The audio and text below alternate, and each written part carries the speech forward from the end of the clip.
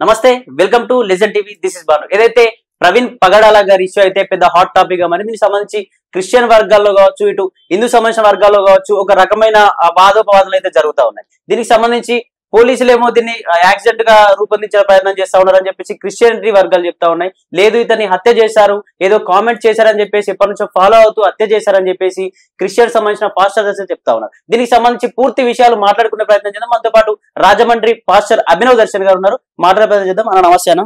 అలా ఏంది పరిస్థితి? వాళ్ళేమో హత్య అని మీరంటా ఉన్నారు, వాళ్ళేమో లేదు యాక్సిడెంట్ తాగి చనిపోయారని చెప్పి కొన్ని క్లిప్పింగ్స్ కూడా వచ్చాయి, ఫోటోస్ అని చెప్తారు. దీనికి సంబంధించి ఏం చెప్తారు మరి? ఇది ఇంతవరకు పోస్ట్ మార్టం రిపోర్ట్ లో ఎక్కడ కూడా హత్య అన్నట్టు వాళ్ళు చెప్పలేదు, యాక్సిడెంట్ అన్నట్టు చెప్పలేదు. వాళ్ళు ఏమంటున్నారంటే యాక్సిడెంట్ అనుకుంటున్నాం అన్నారు. మా క్రైస్తవ సమాజం అంతా ఏమంటుందంటే ఇది మర్డర్ అని అనుకుంటున్నాం అంటున్నారు. ఈ రెండు వాదనల మధ్య ఏది కూడా తేలలేదు. ఇది తేలాలి అంటే వాళ్ళు చెప్పింది నిజమా, మేము చెప్పింది నిజమా తేలాలంటే ఏం రావాలి? పోస్ట్ మార్టం రిపోర్ట్ రావాలి. పోస్ట్ మార్టం రిపోర్ట్ ఇప్పటివరకు వచ్చిందా అంటే వచ్చింది, కానీ ఎవరికి తెలియదు. ఎందుకు తెలీదు అంటే చక్కగా అజయ్ బాబుని అరెస్ట్ చేసి, కిడ్నాప్ లాగా అరెస్ట్ చేసి క్రైస్తవులందరి ఫోకస్ ప్రవీణ్ పగడాల నుంచి ఆ అజయ్ బాబు వైపు షిఫ్ట్ చేశారు. షిఫ్ట్ చేసేసి ఇప్పుడు మొన్నటి వరకు పోస్ట్ మార్టం రిపోర్ట్ ఎప్పుడు వస్తుంది, ప్రవీణ్ పగడాల గారి మరణం విషయంలో మాకు న్యాయం కావాలి అని అరిచిన క్రైస్తవుల్ని అజయ్ బాబు బయటికి ఎప్పుడు వస్తాడు అన్నట్టు డైవర్ట్ చేసి ఇటు తిరిగినప్పుడు ఎవరికి తెలియకుండా కుటుంబ సభ్యుల్ని పిలిపించి పోస్ట్ మార్టం రిపోర్ట్ ఇచ్చారు. అది అంటే మీరే హత్య అని చెప్తా ఉన్నారు, నిజంగానే హత్య జరిగింది, కొన్ని కామెంట్స్ చేయడం వల్ల ఫాలో అవుతా ఉన్నారు అని చెప్పేసి మీ క్రిస్టియానికి సంబంధించిన వర్గాలు చెప్తా ఉన్నాయి. కానీ పోలీసులు ఏం చెప్తా ఉన్నారు, కొన్ని క్లిప్పింగ్స్ ఏదో వైన్స్ లోకి వెళ్ళి మంది తీసుకోవడం లాంటివి, ఫోన్ పే చేసిన స్క్రీన్ షాట్స్ కావచ్చు, ట్రాన్సాక్షన్స్ కావచ్చు, అలాగే పెట్రోల్ పంప్ నుంచి బైక్ నూక్కొస్తున్నట్టు ముందు లైట్ రాకపోవడం, ఇండికేటర్ వేసుకొని పోతున్నట్టు ఇట్లాంటి విజువల్స్ కూడా బయటకు వచ్చాయి. మరి హత్య అని ఎట్లా, దాని హత్య అని చెప్పడానికి ఎట్లాంటి రీజన్స్ ఉన్నాయి మీ దగ్గర? అసలు ప్రధానమైన రీజన్ ఏంటంటే అండి, ఆయన ఎక్కడైతే చనిపోయాడో మృతదేహం ఉన్న చోట మీరు చూసిన విజువల్స్ అన్నిట్లో, ఫుటేజ్ అంతట్లో కూడా ఆయన మాస్క్, హెల్మెట్ లేకుండా మీరు చూసారా? లేదు, చూడలేదు. ఉదయం 11 గంటలకు బయలుదేరిన వ్యక్తి రాత్రి 11:30 వరకు హెల్మెట్, మాస్క్ తీయడా? చస్తారు తీయకపోతే. అవును. మాస్క్ కూడా ఎక్కడ తీయలేదు ఆయన. అవును. మనము ఇప్పుడు షూటింగ్ చేస్తున్నాము, షూటింగ్ అయిపోయి ఇమీడియట్ వాచ్ తీస్తాం, షర్ట్ తీసేస్తాం. రిలాక్స్ అవ్వాలంటే ఫస్ట్ మన ఒంటి మీద భారం అయితే అవి తీసేసుకుంటాం. ఆయన అనీజీగా ఉన్నాడు, డిహైడ్రేట్ అయిపోయింది ఆయన బాడీ, బండి తోలేని స్థితిలో ఉన్నాడు, తూగుతున్నాడు అప్పటికే అన్నారు కదా. అలాంటి వ్యక్తి రోడ్డు మీద బండి పక్కన కూర్చొని ఫుట్పాత్ మీద కూర్చున్నప్పుడు ఫస్ట్ చేసే పని ఏంటి? హెల్మెట్ తీసేస్తాం, మాస్క్ తీసేసి రిలాక్స్ అవుతాడు. కానీ తీయలేదు ఆయన. ఎందుకు తీయలేదు? అక్కడ ప్రవీణ్ పగడాల గారు కాదు, అక్కడ ఉన్న వ్యక్తి వేరే. ట్రాఫిక్ పోలీస్ చెప్తున్నాడు, నేను అతనితో మాట్లాడాను, కౌన్సిలింగ్ ఇచ్చాను, అది ఇదే చెప్తున్నాడు. అంత కౌన్సిలింగ్ ఇచ్చిన వ్యక్తి ట్రాఫిక్ పోలీస్ ఫస్ట్ ఏం చేస్తుంది? రే నువ్వు మొహం చూపించాడు అంటాడండ. నాకు కూడా ఎక్స్పీరియన్స్ ఉంది. ఫస్ట్ మొహం చూపించు, హెల్మెట్ తీ, మాస్క్ తీ అంటాడు. అంటే అక్కడ ఉన్న దొంగన వాడు అంతా కూడా, వాడు స్మగ్లరా, వాడు నార్మల్ పర్సన్ తెలియాలంటే పోలీసులు ఫస్ట్ చేసేది అంటే మొహం చూపించు అంటారు. ఒకవేళ పోలీసు వచ్చి మాట్లాడుతుంటే ఇంకిత జ్ఞానం ఉన్నాడు ఎవడైనా సరే మాస్క్ తీసి మాట్లాడు, అది గౌరవం. అవును. ఇప్పుడు నేను మాస్క్ పెట్టుకుని రోడ్ మీద వెళ్తున్నా, పోలీసు వచ్చి బండి ఆపాడు, మాస్క్ తీసే మాట్లాడు. అవును. మాస్క్ తీయకుండా మాట్లాడు. లేదు. ఇవన్నీ ఏంటంటే చిన్న చిన్న లాజిక్స్ ఇవి. ఈ లాజిక్స్ అన్ని కూడా మిస్ చేసి వీళ్ళు ఏదో చిత్రీకరించి సినిమాలాగా షూటింగ్లు ఏవో చేసి మనుషులను పెట్టి దాన్ని ప్రవీణ్ పగడాల గారే నమ్మంటే మేము నమ్మడం కూర్చోలేమా? కాదు. రెండో విషయం, ఇది హత్య అనడానికి మీరు ప్రధానమైన కారణం అడిగారు. ఇదంతా ఎందుకు చెప్పానంటే మొదటి నుంచి కూడా ఒకవేళ అక్కడ ప్రవీణ్ పగడాల గారే అనుకుంటా ఫుటేజ్ అంతా మాస్క్ ఎక్కడ తీలా. అవును. ఆయన చనిపోయిన దగ్గర మాస్క్ ఉంటదా ఉండదా? ఉండాలి కదా. ఆ వాస్తవానికి అయితే ఉండాలి. అది మినిమం కామన్ సెన్స్. ఎవడైనా ఇంకితం ఉన్నాడు అది తెలుస్తుంది. ఆయనకి ఒంటి మీద గాయం ఎక్కడైనా తెలుసా? చనిపోయినప్పుడు నోటికి గాయమై ఇది విరిగిపోయి పార్ట్ లిప్స్ కట్ అయిపోయి చనిపోయాడు. మాస్క్ పెట్టుకొని ఉంటే ఆ గాయమైన మాస్క్ తెగిపోయి లోపలికి వెళ్ళిపోయి రక్తంలో ముద్ద అయిపోయింది మాస్క్. కానీ ఆయన చనిపోయిన మృతదేహం పక్కన నీట్ గా మాస్క్ మడిచి పక్కన పెట్టి దాని మీద ఈయన తగిలించుకున్న అద్దాలు నీట్ గా తీసి అలా పక్కన పెట్టి ఉన్నాయి. అద్దాలు విరగలేదు, మాస్క్ చిరగలేదు. ఎవడు పెట్టాడు పక్కన? ఎవడు పెట్టాడు పక్కన? ఇది ప్రధానమైన డౌట్. ఇక అలా చూసుకుంటూ పోతే 1, 2, 150 ప్రశ్నలు ఉన్నాయి. వీటన్నిటికీ ఆన్సర్స్ మాకు ఇంతవరకు రాలేదు. వీటన్నిటిని బట్టి మేము హత్య అనుకుంటున్నాం. వీటన్నిటికీ ఆధారాలు ఆ స్పెట్స్ ఎక్కడ ఎందుకు ఉన్నాయో చెప్పాలి డిపార్ట్మెంట్. అవును. మాస్క్ ఎందుకు చెరగలేదు చెప్పాలి డిపార్ట్మెంట్ వాళ్ళు. చెప్పలేదు సమాధానం. అంటే కొన్ని కర్రలు ఉన్నాయని చెప్తా ఉన్నారు. అలాగే బండి కూడా అన్ని చిన్న చిన్నవి, బండి కూడా ఆ బాడీ పైన కరెక్ట్ గా సెట్ చేసినట్టుగా ఉంది అని చెప్పి చెప్తారు. నిజమేనా? పరిచి పెట్టారు బండి మీద, అంటే మనిషిని పడుకోబెట్టి మనిషి మీద బుల్లెట్ బైక్ ని పట్టారు అట్లా. అసలు Royal Enfield bike 230 kgs weight, 230 kilos normal weight కాదు. అంత బండి మామూలు మనం బైక్ టీవీఎస్ ఎక్సెల్ బండి తీస్తేనే అది ఇంజన్ ని హీట్ చల్లటానికి చాలా టైం పడుతుంది, ఆ వేడి తగ్గడానికి. చిన్న సైలెన్సర్ కూడా, ఒక స్కూటీ తీస్తే కూడా సైలెన్సర్ చల్లగా అవటానికి గంట పడుతుంది. అది రాయల్ ఎన్ఫీల్డ్ చాలా హీట్ అవుతుంది సైలెన్సర్, చాలా పెద్ద సైలెన్సర్ ఉంటుంది. అంటే దాని మీద ఎగ్ వేస్తే ఆమ్లెట్ అయిపోతుంది, చెయ్యి పెడితే తోలు ఊడిపోద్ది, కండ కూడా ఊడిపోద్ది. ఆయన ఉదయం నుంచి దాదాపుగా 12 గంటల ప్రయాణం చేసిన తర్వాత మరణించారు. యాక్సిడెంటే అనుకుందాం. ఆ బండి ఆయన మీద పడిన పొజిషన్ మీరు చూసారు లేదో, సైలెన్సర్ ఇక్కడ నుంచి అరికాల వరకు సైలెన్సర్ ఉంది బాడీ మీద. అంటే రన్నింగ్ బండే కదా. అవును. అంటే వాళ్ళు చెప్పిన ప్రకారం యాక్సిడెంట్ అంటే రన్నింగ్ లో ఉన్న బండి, ఇంజన్ రన్నింగ్ లో ఉన్న బండి పడింది. అవును. ఇక్కడ నుంచి ఇక్కడి వరకు తొడ మీద నుంచి కాల వరకు సైలెన్సర్ ఉంది పడిన పొజిషన్. అవును. ఏమవ్వాలి ఇదంతా? ఫస్ట్ డ్రెస్ తిరగాలి, చర్మం ఊడాలి, కండ కూడా ఊడిపోవాలి. అవును. కానీ షర్టు చిరగలే, ప్యాంటు చిరగలే. ఏమంటారు దాన్ని? ఓకే. అంటే చల్లగా ఉన్నాయి సైలెన్సర్, చల్లగా ఉన్న ఇంజన్, రన్నింగ్ లో లేని బండి ఆయన మీద పెట్టారని క్లియర్ గా అర్థం. ఓకే. ఇన్ని మేజర్ డౌట్స్ ఉంటే వీటికి ఆన్సర్ చెప్పకుండా మీరు హత్య అని చెప్పొద్దు అని మానోరు మూయించే ప్రయత్నం చేస్తే ఎంతవరకు కరెక్ట్? అది కరెక్ట్ కాదు కదా. ఓకే. సో ఇవన్నీ డౌట్స్ అన్ని అలా ఉండిపోయాయి. చివరికి ప్రజలందరినీ అజయ్ బాబు వైపు డైవర్ట్ చేసి సైలెంట్ గా 4 గోడల మధ్యలో కుటుంబాన్ని పిలిపించి పోస్ట్ మార్టం రిపోర్ట్ ఇచ్చి పంపించేశారు. ఇప్పుడు ఏదైతే తాగి డ్రైవ్ చేశాడు, ట్రాఫిక్ కానిస్టేబుల్ ఆపాడని చెప్తా ఉన్నారు. ఆపినప్పుడు డ్రంక్ అండ్ డ్రైవ్ చేసి ఏదో అరెస్ట్ చేసే ప్రయత్నం చేయాలి కదా, కానీ చేసే ప్రయత్నం ఏం చేయలేదంట. అసలు అన్ని ఫేక్, అదంతా అంత క్రియేషన్ అండి. ఓకే. కథా కథనం దర్శకత్వం. ఎక్కడో బండి పక్కకు పెట్టి మార్క్స్ తో కూర్చున్న ఫోటో ఉంది, అది ఎవరు తీసి ఉంటారని ఏమన్నా తెలుసుకునే ప్రయత్నం చేశారని కూడా అడిగాం. హెచ్డి క్వాలిటీ ఫోటో ఎవరు తీసాడు?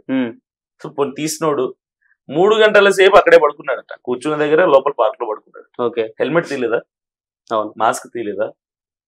సరే, అక్కడ నుంచి మరలా ప్రయాణం కొనసాగించాడు. ఆ కండిషన్ కొనసాగిస్తే దగ్గర ఏలూరుకి వెళ్ళేసరికి సాయంకాలం 6:30, 7 ఓకే, 7-8 అంటే డూమ్ లైట్ వేయించుకోవాలనే కామన్ సెన్స్ ఆయనకు లేదంటారా? ఎంత పిచ్చోడు కూడా లైట్ లేకుండా ప్రయాణం చేయడు బైక్ నైట్ టైమ్స్. కార్ అనుకోండి, ఒకటి లేకపోయినా ఒక లైట్ తో ప్రయాణం చేస్తారు, సింగిల్ లైట్ తో. కానీ బైక్ ఒకటే లైట్ కదా. అవును. ఆ ఒక్క లైట్ కూడా లేకుండా ఇండికేటర్ తో ట్రావెల్ చేద్దాంలే అని ఎలా అనుకుంటాడు ఒక మనిషి? లేదు. ఓకే. సింగిల్ ఇండికేటర్ తో, రైట్ సైడ్ ఇండికేటర్ తో ఎలా ట్రావెల్ చేస్తా అనుకుంటారు? ఇవంతా కూడా క్రియేషన్ మిస్టేక్ అండి. ఎవడో దీని వెనక దర్శకత్వం చేసినోడికి బుద్ధి లేదు, అన్ని తెలిసిపోయేలా చేశాడు. అంటే ఎవరున్నారు అనుకోవచ్చు సార్? ఇప్పుడు దాదాపు హిందూకి సంబంధించిన వాళ్ళు ఎక్కువ సమానత విలువ పైన మోటివేషన్ స్పీకర్స్ ఇచ్చే వ్యక్తి ఇతను. అంటే కులాలొద్దు, మతాలొద్దు, అందరం ఒకటే మనుషులం, హ్యుమానిటీతో బతుకుతామని చెప్పే వ్యక్తి. ఇతన్ని ఇట్లా ఎవరు చేసి ఉంటారు? నిజంగా హిందూకి సంబంధించిన వాళ్ళు కావచ్చు, ముస్లిం సంబంధించిన వాళ్ళ పైన కామెంట్ చేశారు. కొన్ని యూట్యూబ్ ఛానల్ కూడా కింద కామెంట్ చేస్తా ఉన్నారు, పలానా ప్లేస్ కి ప్రవీణ్ వెళ్ళబోతా ఉన్నాడు, పలానా ఊర్లోకి వెళ్ళబోతా, ఇండికేషన్స్ వస్తా ఉన్నాయి. దీన్ని ఎట్లా చూసుకోవచ్చు? ఎవరున్నారు అనుకోవచ్చు అసలు? ఇప్పుడు పలానా వాళ్ళు ఉన్నారని నేను చెప్పడానికి నా దగ్గర ఎవిడెన్స్ లేదు. ఓకే. కానీ ఒకటైతే చెప్పగలను, ప్రవీణ్ పగడాల గారు బ్రతికుంటే ఈయన వాక్చాతుర్యం, ఈయనకున్నటువంటి జ్ఞానం, ఆయన మేధస్సు, ఆయన తెలివితేటలు, ఆయనకున్న ఫైనాన్షియల్ సపోర్ట్, ఆయన హోదా, దీన్ని బట్టి భారతదేశంలో చాలా మటుకు ఇతర మతస్థులు, పరమతస్థులు క్రైస్తవ్యంలోనికి వచ్చే అవకాశం ఉంది అని ఎవరో కన్ను ఈయన మీద పడింది. ఓకే. ఇతన్ని లేపేస్తే ఆ ప్రమాదం జరగదని లేపేసి కుట్ర చేశారు, లేపేశారు. ఓకే.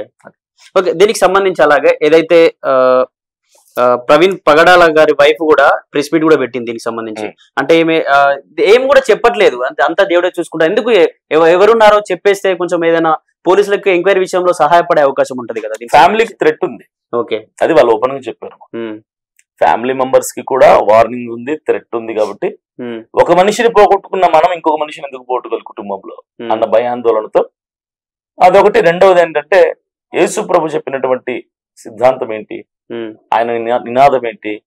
శత్రువుని ప్రేమించు, ఎవరినైనా క్షమించు. ఓకే, దాన్ని బట్టి వార్నింగ్స్ ని బట్టి ఆ రెండింటిని బేస్ చేసుకునే వాళ్ళు మేము క్షమించేస్తున్నాం, మీరు క్షమించండి అని చెప్పి స్టేట్మెంట్ ఇచ్చింది ఆవిడ. ఓకే. అలాగే ప్రవీణ్ పగడాల గారికి మద్యం అలవాటు ఉంది, అలాగే డ్రంక్ అడిక్టర్, ఏదైతే డ్రంక్ అడిక్టర్ ఇతర వ్యసనాలు కూడా ఉన్నాయి అని చెప్పేసి కొందరు హిందూకి సంబంధించిన వాళ్ళు ప్రెస్ మీట్లు పెట్టి ఇతర యూట్యూబ్ ఛానల్ చెప్తా ఉన్నారు. దీన్ని ఎట్లా? అది అవగాహన లోపం అండి. ఎందుకంటే నేను చెప్తాను, బహిరంగ వేదికల మీద వేల మందిలో యూట్యూబ్లలో మీడియాలో నేను ఒకటే చెప్తాను, అభినయ్ దర్శన్ అని నేను డ్రగ్ అడిక్ట్ ని, తాగుబోతుని, తిరుగుబోతుని, సినిమా ఫీల్డ్ లో ఉన్నప్పుడు అన్ని చేశాను. అదేంటి నా గతం, నా పాస్ట్ లైఫ్. ప్రెసెంట్ ఏంటి, ఎలాంటి చెడు అలవాట్లు లేకుండా యేసు ప్రభులోకి వచ్చాక ఒక నిష్టగా దీక్షలో ఉంటూ మంచి ప్రవర్తనతో బ్రతుకుతున్నా. ఇది ప్రస్తుతం, అది గతం. కొంతమంది హైందవుల పెద్దలు ఏం చేస్తున్నారంటే గతంలో ఆయన చెప్పింది కట్ చేసి పెట్టి, ఇదిగో ప్రవీణ్ పగడాలే చెప్తున్నాడు నేను తాగుతాను, నేను తింటాను, నాకు డ్రగ్గిస్ట్ ని అని చెప్పి, కాబట్టి తాగిదారు. ఇంతవరకు కరెక్ట్? అది గతాన్ని తీసుకొని ప్రస్తుతానికి టాలీ చేయడం కరెక్ట్ కాదు కదా, అది కరెక్ట్ కాదు. ఓకే, ఆయన ఒకవేళ సరే తాగుతాడే అనుకుందాం, ఆయన స్థాయికి ఆయన తాగాలనుకుంటే రోడ్డు మీద ఉన్న చిన్న వైన్ షాప్కి వెళ్తాడా? అదే విజయవాడలో 20,000 పెట్టి నోవాటెల్లో రూమ్ తీసుకొని 10,000 బాయ్కి పడేసి ఏ బ్రాండ్ కావాలంటే బ్రాండ్ తీసుకుని తాగలడు. ఆయన స్థాయి అది. లేదు ఇక్కడ కూడా ఎవడో చూస్తాడు అనుకుంటే అక్కడే బైక్ పక్కన పెట్టేసి అక్కడ నుంచి హైదరాబాద్ ఫ్లైట్ లో వెళ్ళి హైదరాబాద్ నుంచి ఏ అమెరికానో, ఏ స్విట్జర్లాండ్, ఏ బ్యాంకాక్ వెళ్ళిపోయి లక్షణంగా జల్సా చేసి జీవితాన్ని 4 రోజుల తర్వాత మరలా ఏం తెలియదు లాగలరు. ఆయన హోదా, ఆయన స్థాయి, ఆయన ఫైనాన్షియల్ బ్యాకప్, ఆయన 2 సాఫ్ట్వేర్ కంపెనీకి సీఈఓగా ఆయన స్థాయి అది. తాగాలనుకుంటే రోడ్డు మీద చిల్లరగా ఎందుకు తాగుతాడు? రోడ్డు మీద చిల్లరగా ఎందుకు కూర్చుంటాడు? ఆయన స్థాయి, హోదా ఏంటి? సరే అవి కూడా కరెక్టే అనుకుందాం. ఇలా ఫుటేజెస్ లో దొరికిన వ్యక్తి అంటే గతంలో ఎక్కడ పడిపోయి ఉంటాడు? అలాగా ఇదే నిజమైతే విజయవాడలో పాలిమానిల్ గారి చర్చిలో కొన్ని వేల మంది సంఘానికి వస్తుంది. ఆ చర్చిలో వాక్యం చెప్పడానికి వెళ్ళాడు, ఈయన ప్రసంగం చేయడానికి వెళ్ళాడు. ఓకే, అంటే విజయవాడలో నన్ను గుర్తిస్తారన్నటువంటి ఇంకిత జ్ఞానం కూడా లేకుండా అక్కడ తాగి తూగి పడిపోతాడు. ఎవరికైనా కామన్ సెన్స్ ఉంటది కదా. సిగరెట్ తాగేటోడు అమ్మా నాన్న తెలియకుండా తాగేటోడు అసలు ఆ వీధిలో తాగడు. అవును, ఎందుకు ఎవడని చూస్తే మా అమ్మ చెప్తాడేమని భయం. అలా తాగకుండా ఉంటాడా? ఏ చెట్టు పక్కకు పోయి, ఏ గోడ పక్కకు, ఏ బాత్రూమ్ లోకి పోయి తాగుతాడు. అవును, ఓ చిన్న పిల్లోడికి అంత సెన్స్ ఉన్నప్పుడు ఈయన ఒక లక్షల మందిని ఇన్స్పిరేషన్, ఇన్ఫ్లుయెన్స్ ఈయన అదే ప్రాంతంలో సువార్త ప్రసంగాలు చెప్పి అదే ప్రాంతంలో ఫేమస్ అయిపోయి అదే ప్రాంతంలో మళ్ళీ మంది కొడతాడు. ఎంత మాస్క్ పెట్టుకుంటే మాత్రం కళ్ళను చూసి గుర్తుపడతారు ఎవరైనా. అవును, నడకను చూసి గుర్తుపడతారు, బాడీ లాంగ్వేజ్ చూసి గుర్తుపడతారు. భయం ఉండదా? అవును. మరి ఇలా తాగడంటే ఎలా నమ్ముతారు? సో ఇవన్నీ ఫేక్ అండి. This is all creation. ఎవరినో పెట్టి ఒక యాక్టర్ ని పెట్టి డైరెక్షన్ చేశారు. దీనికి సంబంధించి పోస్ట్ మార్టం రిపోర్ట్ బయటకు వచ్చిందని మీరు అంటా ఉన్నారు, కానీ ఎందుకు పోలీసులు బయట పెట్టట్లేదు? అసలు దీనికి ఎవరు ఉన్నారు అని చెప్తుంది కదా. ఇప్పుడు బయట యాక్సిడెంట్ అంటే క్రైస్తవులు తిరగబడతారు, మర్డర్ అంటే ఎవడున్నాడు బయటికి తిండి అంటారు. అవును, అనుమానాస్పద మృతి అంటే మరి మీరేం చేశారు ఇన్ని రోజులు అంటారు. అవును, ఏది మాట్లాడినా వాళ్ళకి ఇబ్బందే. ఎందుకు వచ్చిన గొడవ? కుటుంబం కూడా మాలాగానే సైలెంట్ గా దీన్ని క్లోజ్ చేసే ఆలోచనలో ఉన్నారు కాబట్టి, ఇష్యూ పెద్దది కాకుండా సర్దుమణిగించే ప్రయత్నంలో ఉన్నారు కాబట్టి వాళ్ళు వీళ్ళు మాట్లాడుకొని వాళ్ళని పిలిపించి 4 గోడల మధ్యలో దాన్ని చేశారు. ఓకే సార్, ఇది ఇలా జరుగుతున్న విషయంలో అజయ్ బాబు గారు కూడా ఏదైతే హిందూ సమాజం సంబంధించిన సీతారాముల విషయంలో కొన్ని హాట్ కామెంట్ చేశారు. ఇందువల్ల అతన్ని అరెస్ట్ చేశారని చెప్తా ఉన్నారు. అరెస్ట్ చేయాలి అంటే ఖచ్చితంగా వారంటీ లాంటిది ఏమి, రిసిప్ట్ లాంటిది ఇవ్వకుండా డైరెక్ట్ ఒక దొంగతనం ఒక వ్యక్తిని ఎత్తుకుపోయినట్టుగా కారులో వచ్చి ఒక 5గురు ఇండైరెక్ట్ గా ఎత్తుకుని వెళ్ళిపోయారు ఇంటి దగ్గర నుంచి. దాన్ని ఎట్లా చూసుకోవచ్చు అసలు? మరి ఇప్పుడు నార్మల్ గా అరెస్ట్ చేస్తే ఈ రోజు అజయ్ బాబు అనే వ్యక్తి న్యూస్ ఇంత వైరల్ అవ్వదు కదా. అవును, యావత్ 2 రాష్ట్రాల క్రైస్తవ ప్రజలు అజయ్ బాబు అని అన్నారు కదా నార్మల్ అరెస్ట్ అయితే. ఇది అంతా కూడా ప్లాన్ అండి. అంటే ప్రవీణ్ మర్చిపోయినట్టుగా చేయటానికి ఇదంతా ఒక కుట్ర. ఇలా చేస్తే ఎందుకు భయపడ్డాం మేము?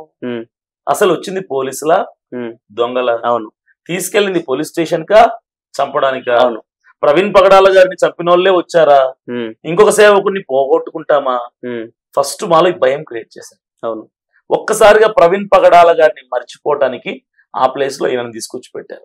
20 గంటలు ఈయన కోసమే ఫోన్లు ఫోన్లు ఫోన్లు ఫోన్లు, ఈయన కోసమే టెన్షన్. ఈయన కూడా ఏమైపోతావు చంపుతారా భయం డైవర్ట్ చేయడానికి చేసినటువంటి ప్రణాళిక ప్లాన్ ఇదంతా కూడా. ఓకే, అతన్ని అయితే చెంచల్ కూడా పోలీస్ స్టేషన్ తరలించారు. ఫ్యామిలీ కూడా దాదాపు అక్కడే స్టే చేసుకున్నారు, అక్కడే భయభ్రాంతులకు గురవుతూ అక్కడ ఉన్న పరిస్థితి. పోలీస్ స్టేషన్ లో కూడా పోలీసులు చిత్రహింసలు చేస్తా ఉన్నారు, లకారంతో తిడతా ఉన్నారు, అతనికి గుండు కొట్టేసి అన్నట్టు ఇష్టారీతిగా మాట్లాడుతూ ఉన్నారని చెప్పేసి సుబ్బు అనే అడ్వకేట్ గారు మాకు చెప్పినట్టు పరిస్థితి. దీన్ని ఎట్లా చూసుకోవచ్చు? డే 1 నుంచి నేను కూడా ఇష్యూలో ఉన్నానండి, ఇన్వాల్వ్ అయి ఉన్నా, అని చూస్తున్నా, రియాలిటీలో ఉన్నాను నేను. సుబ్బు చెప్పినా ఎవరు చెప్పినా సరే వాస్తవాలు మాట్లాడాలి. జరిగింది ఏంటంటే అవమానకరంగా గుండు కొట్టించారు, అంటే పూర్తిగా గుండు కాదు, చిన్న జుట్టు పెట్టి కట్ చేశారు. ఇప్పుడు అజయ్ బాబు కూడా నిన్న మేము కలిసినప్పుడు బాధపడింది, అన్నా నేను లోపలికి పోయినందుకు బాధపడలేదు, జుట్టు మొత్తం కత్తిరించారు. అంటే దేనికన్నా అట్లా కట్ చేయడం? వ్యక్తిగత కక్ష ధోరణి ప్రదర్శిస్తున్నదండి. ఓకే. రెండవ ప్రాబ్లం ఏంటంటే బయట నుంచి వాళ్ళ కుటుంబీకులు ఆయనకు కొన్ని బట్టలు డ్రెస్సెస్ పంపిస్తున్నారు, అంటే డ్రెస్సులు లేవు కదా మరి. అవును, 6 జతలు పంపిస్తే అవి అతనికి ఇవ్వలేదు. ఓకే, ఎందుకు ఇవ్వలేదు తెలియదు. నేను కొంత డబ్బు ఇచ్చాను క్యాంటీన్ లో ఫుడ్ కోసం, అది ఇవ్వలేదు.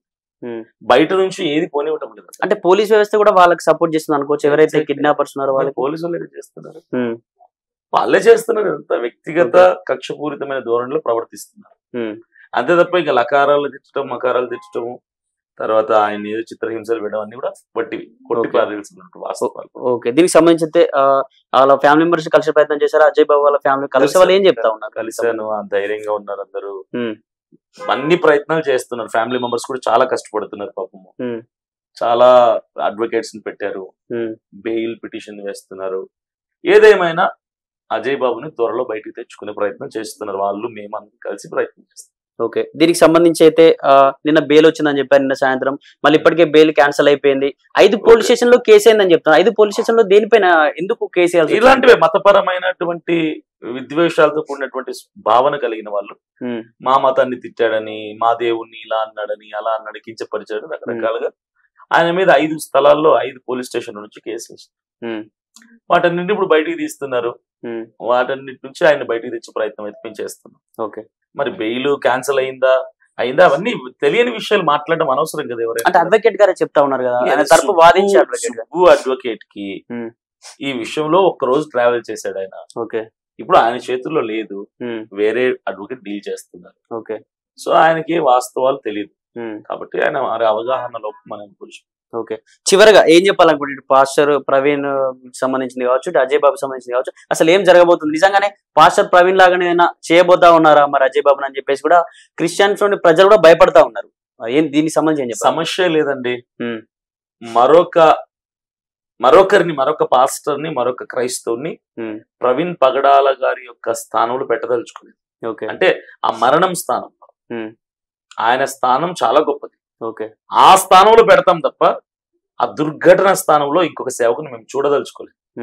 ఒకవేళ మీరు అన్నట్టుగా అజయ్ బాబు నాయుడు చెయ్యని సమస్య లేదు, ప్రాణాలు ఇవ్వటానికి ముందు నిలబడతాం. మాకు ఈ జైల్లో కొత్త కాదు, చంపబడటాలు కొత్తవి కాదు, ఇవన్నీ మా పూర్వీకులు ఎదుర్కొన్నవే. మాకు అన్ని ఎక్స్పీరియన్స్లే, అన్ని విన్నాము, అన్ని వింటూ పెరిగిన వాళ్ళం, అన్ని వింటూ క్రైస్తవ్యంలోకి వచ్చిన వాళ్ళం, అన్ని వింటూ సువార్త ప్రకటించడానికి పూనుకునే వాళ్ళం. జైలుకు పోతామని తెలుసు, ఏదో రోజు ఏదో చేస్తారని తెలుసు, దాడులు జరుగుతాయని తెలుసు, అవమానాలు, నిందలు, హింసలు వస్తాయని తెలుసు, అన్ని తెలిసి కూడా మేము స్టెప్ తీసుకున్నాం. సో ధైర్యంగా ఉన్నాము, ఈయనకి ఏమి జరగదు. అజయ్ బాబు సేఫ్ గా ఉన్నాడు, ధైర్యంగా ఉన్నాడు, త్వరలోనే బయటకు వచ్చి అదే గంభీరమైన స్వరంతో చక్కగా సేవ చేస్తాడు. ఓకే సార్, చివరిగా ఇటు ఇతర మతాలకు కావచ్చు, అలాగే క్రిస్టియానిటీలో ఉన్న ప్రజలు భయపడతా ఉన్నారు, అలాగే కొందరు పాస్టర్స్ కూడా నెక్స్ట్ టార్గెట్ లో ఉన్నారని చెప్పేసి ప్రచారం జరుగుతా ఉంది. వీళ్ళందరికీ ఏం చెప్పాలనుకుంటున్నారు? ఇప్పుడు అవి వస్తున్న ఆ వ్యాఖ్యలు ఏవైతే ఉన్న ఆరోపణలనే అనాలండి, అందులో ఎవిడెన్స్ లేనటువంటి వార్తలు అవన్నీ కూడా నిరాధారమైనటువంటి వార్తలు. ఎవరో యుఎస్ నుంచి రాజ్బోర్డ్ అనే ఒక వ్యక్తి చెప్తున్నాడు, పలానా వాళ్ళు ఉన్నారు, పలానా పేరు గల వ్యక్తికి సుపారీ ఇచ్చారు, పలానా వ్యక్తి పలానా వాళ్ళని చెప్పబోతున్నాడు, ఇవన్నీ అంత డీటెయిల్ గా చెప్తే ఆ ఎవిడెన్స్ చూపిస్తే మనం కూడా ఫైట్ చేస్తాం కదా. కానీ ఎవిడెన్స్ చూపించట్లేదు. ఆయన ఏమంటారంటే నాకు అందిన సమాచారం అందింది మనం చెప్పడం వేరు, మన దగ్గర రిటర్న్ గా ఒక ప్రూఫ్ లేదా ఒక సీసీ ఫుటేజ్ లేదా ఒక వాయిస్ రికార్డింగ్ లేదా ఒక టెక్స్ట్ మెసేజ్, ఇవి ఏవైనా మనం చూపిస్తే ఎవరైనా నమ్ముతారు.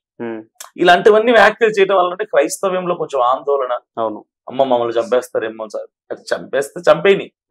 ఇవన్నీ అనవసరమైనటువంటి వ్యాఖ్యలు ఇవన్నీ కూడా. సరే నిజమైతే కానీ నో ప్రాబ్లం, చంపితే చచ్చిపోతాం. అబద్ధమైతే కానీ చక్కగా సేవ చేసుకుంటాం. ఇవన్నీ చెప్పి అనవసరమైనటువంటి వ్యాఖ్యలు చేయడం అనవసరం మీడియాలో.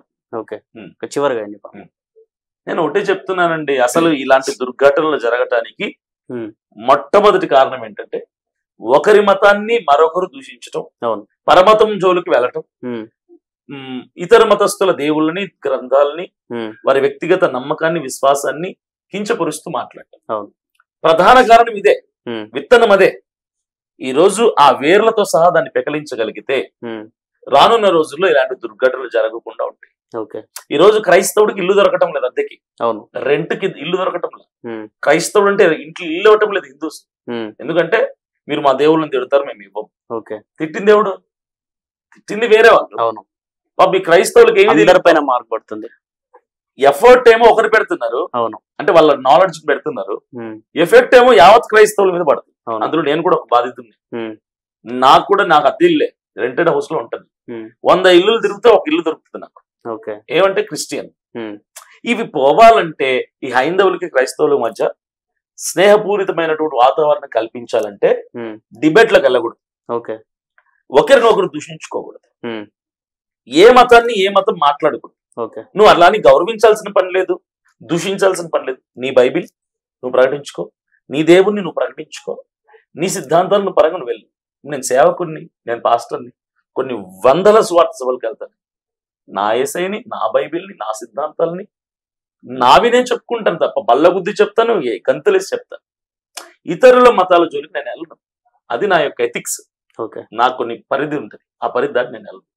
అందరూ సేవకులు అలా ఉండగలిగితే అటువైపు ఉన్న వాళ్ళు, అమర ప్రసాద్ కావచ్చు, లలిత్ కుమార్, కరుణాకర్ సుగుణ, తర్వాత రాధమను, వాళ్ళు కూడా క్రైస్తవులతో మనకెందుకు, వాళ్ళు కూడా మన దేశస్తులే కదా. వాళ్ళ గ్రంథాలు, వాళ్ళ దేవుడు ఏదైనా కానీ మనకు అనవసరం. మన దేవుణ్ణి మనం గొప్పగా చెప్పుకుందామని వాళ్ళు కూడా వాళ్ళ పనిలో ఉంటే, ఎవరి పని వాళ్ళు సక్రమంగా చేసుకుంటే క్రైస్తవులకి హైందవులకి మధ్య ఉన్నటువంటి శత్రుత్వం పోయి మరలా స్నేహపూరితమైనటువంటి ఆరోగ్య వాతావరణం నెలకొంటుంది. నేను చెప్పేది ఒకటే, అన్ని ఆపేద్దాం, తిట్టుకోవడం ఆపేద్దాం, డిబేట్లు ఆపేద్దాం. అధికారికంగా అఫీషియల్ గా పెద్దవాళ్ళ సమక్షంలో కూర్చొని మాట్లాడుకొని ఒక నిర్ణయానికి వచ్చి దీనికి ఫుల్ స్టాప్ పెట్టేస్తే మంచిది అని. Thank you sir.